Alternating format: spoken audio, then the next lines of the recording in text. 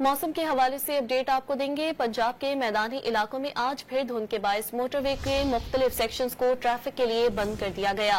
कराची में भी सर्दी की शिद्दत लौट आई।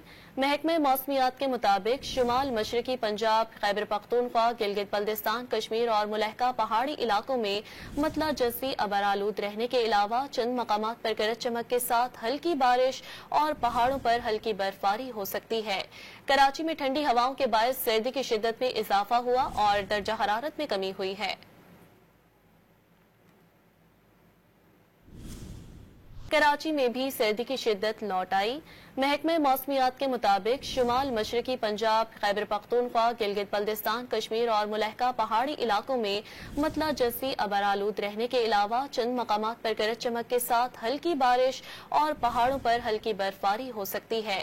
कराची में ठंडी हवाओं के बायस सर्दी की शिद्दत में इजाफा हुआ और दर्जा हरारत में कमी हुई है।